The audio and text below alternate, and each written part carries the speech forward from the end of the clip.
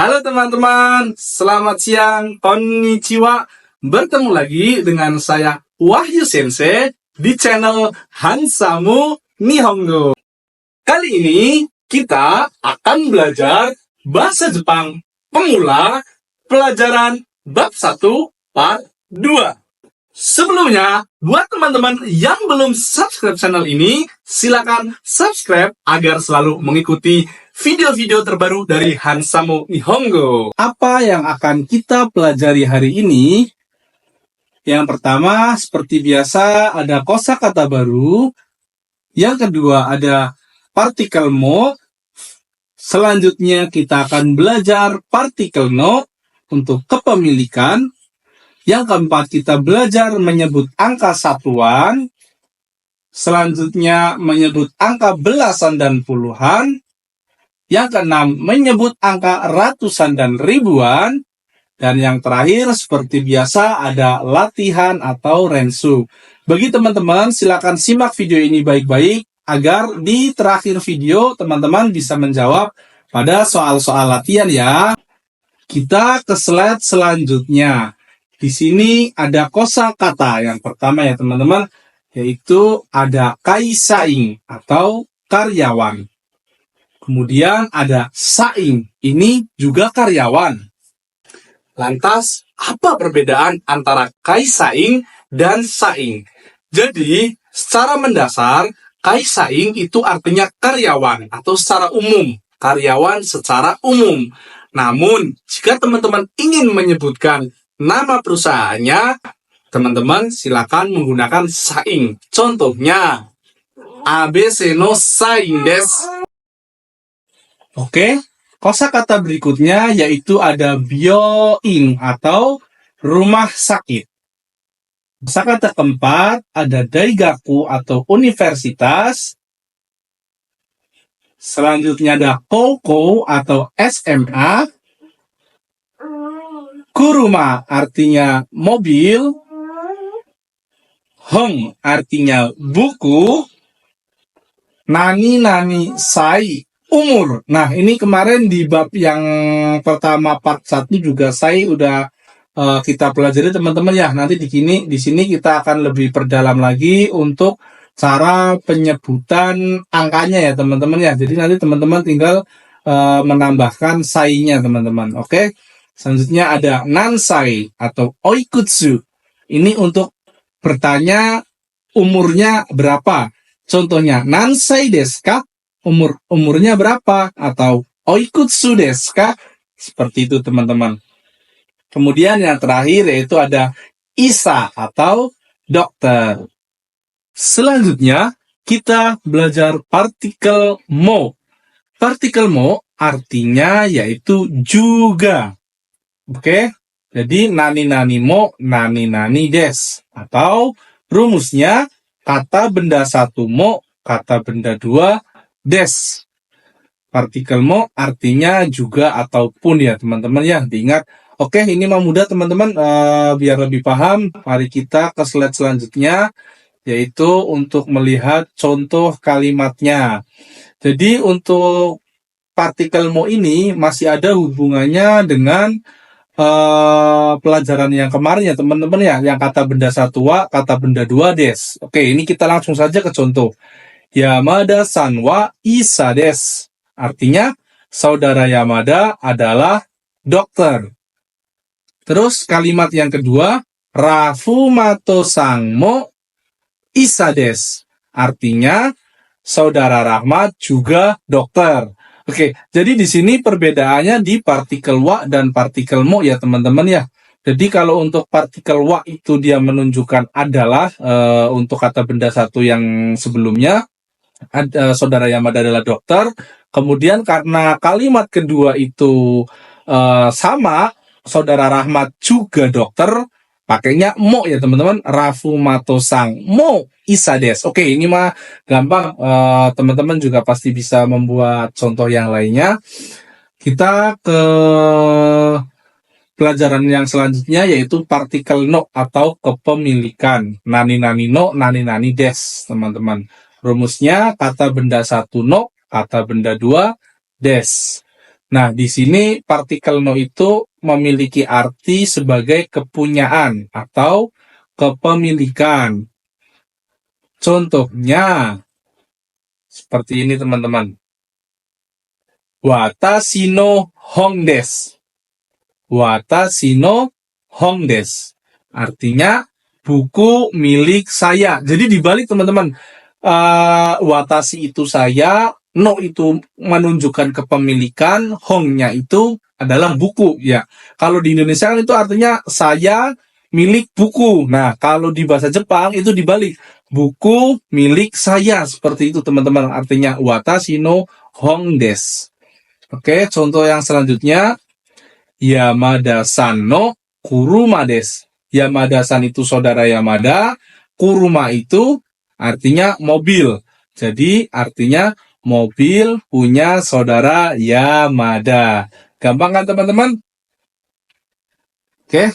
Contoh yang selanjutnya teman-teman. Ini yang tadi ya teman-teman, yang untuk shaing.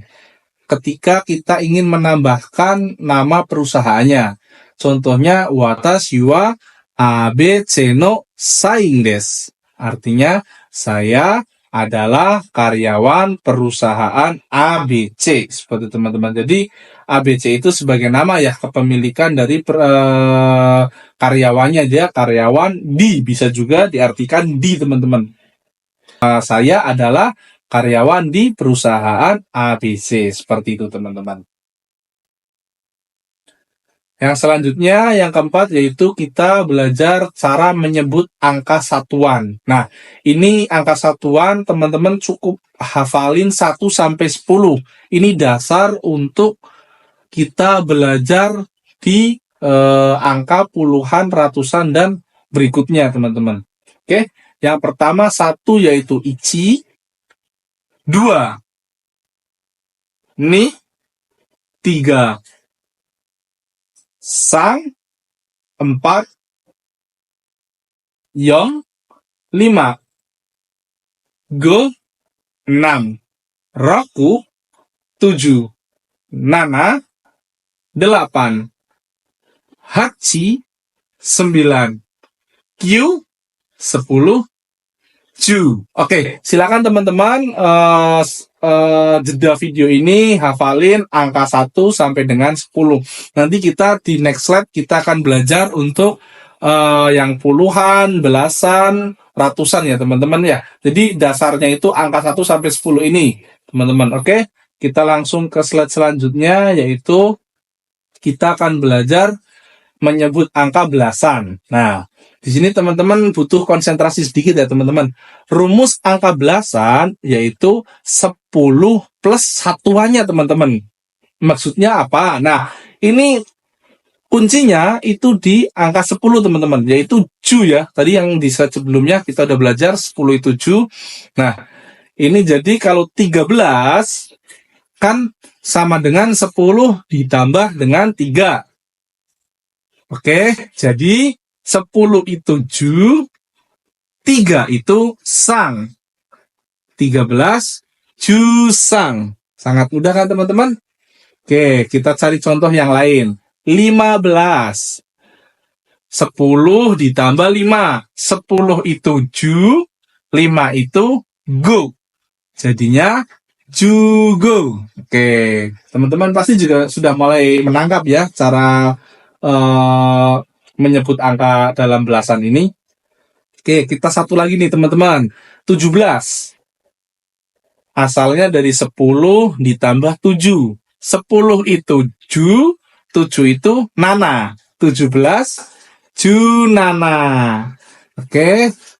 Soal, ayo teman-teman, 12. Apakah ada yang tahu 12 itu berapa? Dan 16 itu berapa? Untuk penyebutan angkanya dalam bahasa Jepang, silakan bagi teman-teman yang bisa menjawab, silakan tulis di kolom komentar. Oke, kita ke slide selanjutnya, yaitu cara menyebut angka puluhan.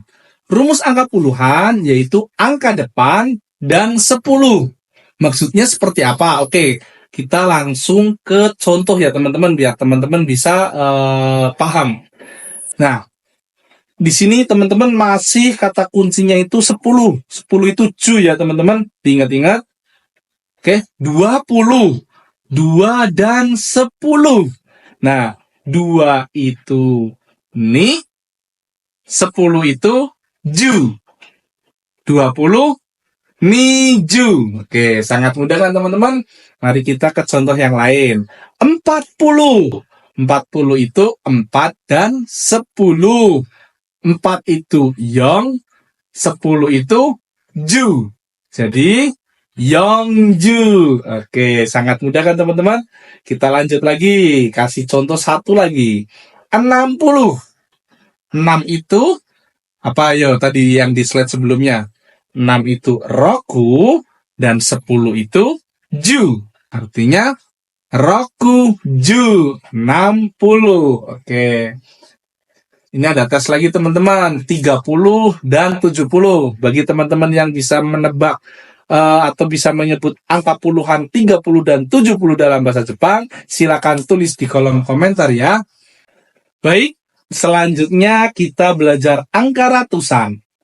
Rumus angka ratusan yaitu angka depan ditambah dengan hyaku. Oke, ada pengecualian atau yang spesial teman-teman. Untuk 300 itu langsung saja sanbyaku pakainya B.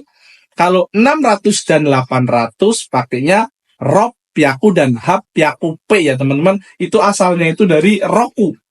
Jadi roku hyaku, tapi bukan roku hyaku. Jadinya ropyaku. Yang 800 jadinya hapyaku. Seperti itu teman-teman, itu spesial. Silakan teman-teman hafalkan. Nah, contoh nih teman-teman, yang ratusan selain 300, 600, dan 800. Kita ambil contoh 200. 2 plus hyaku ya teman-teman, ratusan itu hyaku. Jadi 2 itu ni, 100 itu hyaku. Jadinya 200 ni hyaku. Oke, kita ambil contoh yang lain. Di sini ada 400, 4 dan 100, yong hyaku. 4 itu yong, 100 itu hyaku. Jadinya yong hyaku. Oke, 600. 6 dan 100. Ingat teman-teman. 600 itu spesial. Yang ada di atas. Bukan. 600 itu bukan roku hyaku. Tapi ropyaku. Oke. Jadi ini kita ke yang terakhir, pelajaran terakhir, yaitu untuk rensu atau latihan teman-teman. Silakan teman-teman perhatikan. Yang pertama ada Pak Agus adalah seorang guru. Yang kedua, Pak Dani juga seorang guru. Ingat, ini tadi partikel yang sudah kita pelajari hari ini. Terus yang ketiga, motornya Bapak Kijima. Yang keempat, Nanto yomimasu. Nah, itu dibaca berapa teman-teman dalam bahasa Jepang? 235 dalam bahasa Jepang itu penyebutannya seperti apa? Silakan bagi teman-teman yang bisa menjawab, tulis di kolom komentar. Baik teman-teman, jadi itu adalah pelajaran bab 1 part 2 dari Hansamu Nihongo.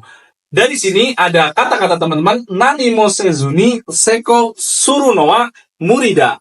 Yang artinya, tanpa melakukan apapun, sukses itu mustahil. Nah, jadi bagi teman-teman yang punya cita-cita ingin ke Jepang, atau bekerja di Jepang, ataupun ingin kuliah di Jepang, jangan lupa selalu belajar, dan belajar. Gambareba kito dekiru yo. Nah, kalau teman-teman semangat, pasti bisa. Bagi teman-teman yang belum subscribe, silakan subscribe channel Hansamu Nihongo agar selalu mengikuti video-video terbaru dari Hansamu Nihongo. Arigatou gozaimashita. Bye-bye.